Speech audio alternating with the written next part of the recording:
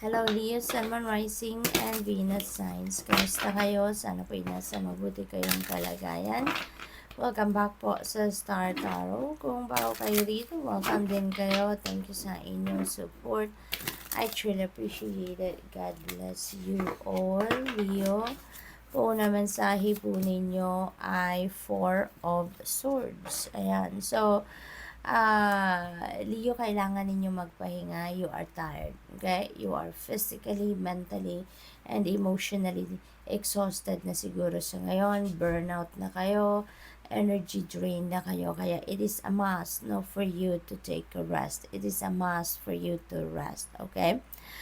For others of you, maaaring kailangan din ninyo na mag-step back muna sa kung ano ang pinagkakabisihan ninyo. Maybe it's because may mga guidance, no, divine guidance na gustong iparating sa inyo ang universe, and you really need to access that. You really need to look into it, okay? What else? We have Knight of Pentacles, alright?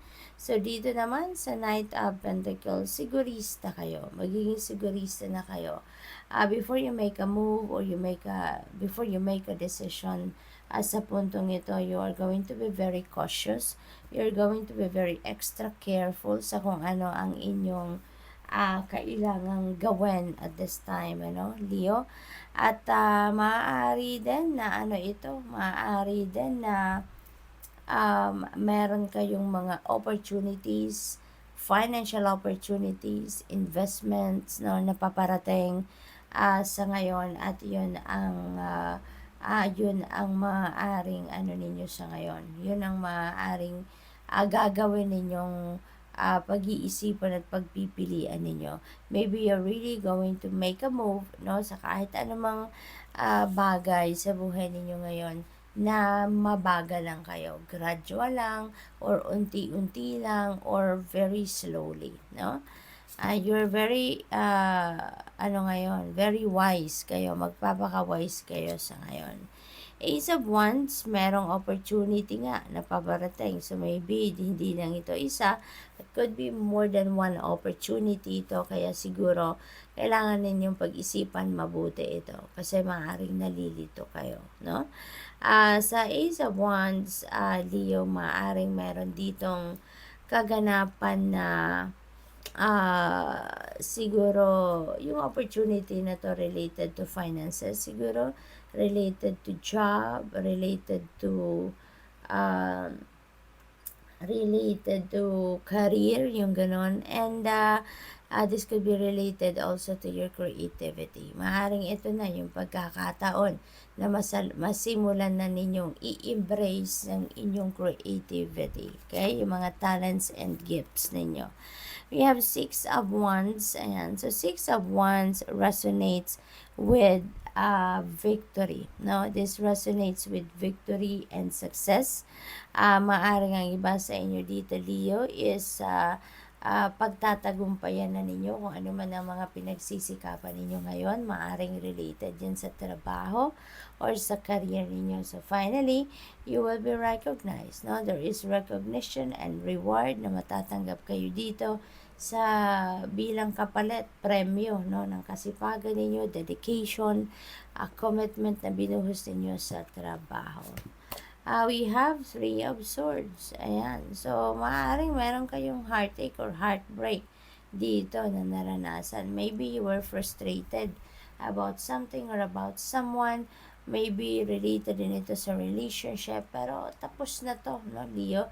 This happened already in the past. Pero siguro, since nasa taas niya si Four of Swords, siguro hanggang ngayon, hindi pa rin kayo nakakapag-move on from that totally.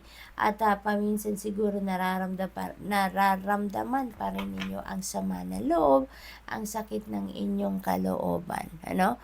Leo, kaya ito yung kaganapan dito. So, may pain pa na nararamdaman kayo. But that is already happened, no? That happened already in the past.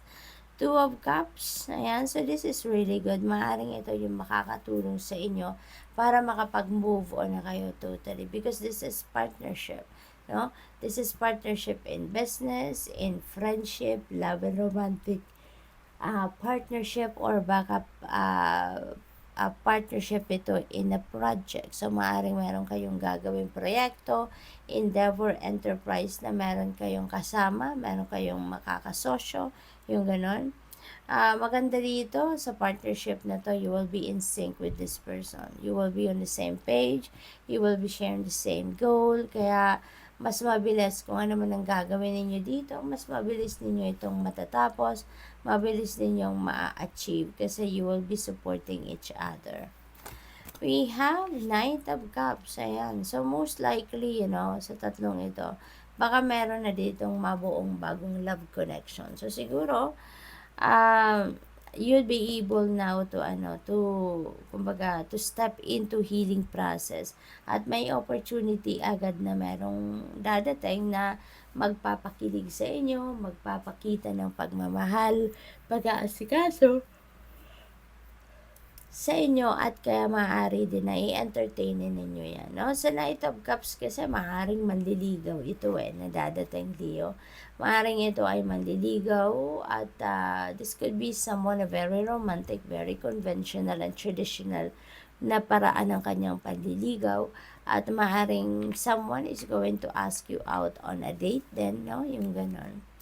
What else? We have Five of Pentacles. And so sa Five of Pentacles naman, this is about yung parang struggle pagdating sa pera, no? Maaaring ito din yung pinoproblema ng iba sa inyo sa ngayon, kaya kayo na-i-stress, kaya kayo napapagod kasi maybe you are in need of money and you don't have enough money right now na hawak, no? Kaya siguro napapagod kayo mag-isip, na-i-stress kayo, no? So there is hope, no? Always remember that there is hope, alright? Laging merong pag-asa. So, kumapit lang kayo sa pag-asa, no? Kumapit lang kayo sa liwanag ng buhay, kasi kahit anumang darkness, di ba, sa sitwasyon ninyo, sa buhay ninyo, there will always be a silver lining to it. So, there will always be some light, no? Sneaking sa inyong dark circumstances. Kaya umasa lang kayo for the best possible outcome, and for sure help will be coming towards you. So good luck.